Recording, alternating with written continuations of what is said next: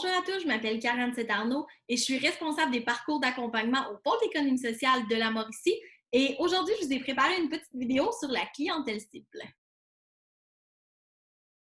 En fait, au cours des prochaines minutes, on va se mettre à la place de votre personne cible par la pensée design, qui est en fait une approche qui favorise l'innovation en plaçant l'humain au centre des réflexions d'affaires, le but étant de faire la meilleure adéquation entre le besoin et la solution qu'on propose. On sollicite vos aptitudes empathiques pour comprendre ce que les clients vivent et pas seulement ce qu'ils désirent. De cette façon-là, on fait appel à votre intuition et à vos observations. En comprenant l'autre, il est plus probable de créer un impact positif que de simplement créer un besoin. On peut ainsi entrer en relation avec le client et créer un lien durable. La carte d'empathie, c'est donc une façon de profiler sa clientèle en accent la collecte d'informations sur les différents éléments que je vous présente à l'instant. Premièrement, on veut personnifier notre client cible. On veut le rendre un peu plus humain. Donc ici, je vous ai fait un exemple avec Julie, 38 ans. Julie, c'est une enseignante d'anglais à l'école secondaire. Évidemment, elle habite à Shawinigan. Elle a des intérêts pour la lecture, le yoga, les voyages, le hiking en forêt.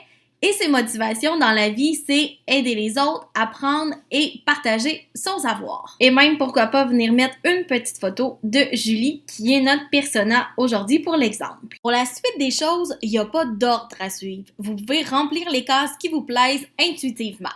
Ici, j'ai décidé de commencer avec ce que Julie entend dans sa vie de tous les jours, qu'est-ce que ses amis, sa famille, ses collègues de travail disent et qu'est-ce que Julie entend de ça. Par exemple, vous qui, pour la grande majorité, êtes aux études, vous devez bien entendre parler un peu d'examen, de cotère, de mi-session, de fin de session, de programme d'études.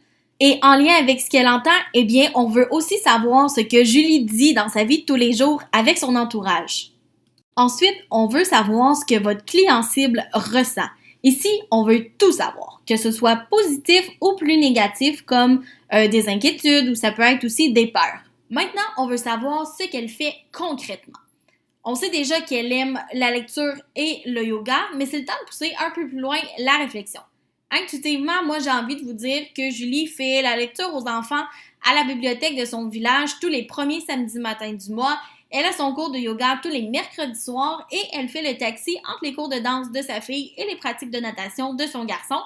Évidemment, on pourrait continuer encore comme ça vraiment longtemps. Par la suite, on se demande ce qu'elle voit. De son lever le matin au coucher le soir, elle voit quoi dans son environnement? Est-ce que Julie a vu l'homme qui a vu l'ours? Finalement, on veut savoir de quoi elle rêve notre enseignante en anglais.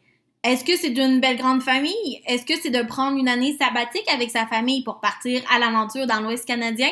C'est peut-être aussi toutes ces réponses. N'oubliez pas qu'il n'y a pas de bonne ou de mauvaise réponse, c'est une approche intuitive.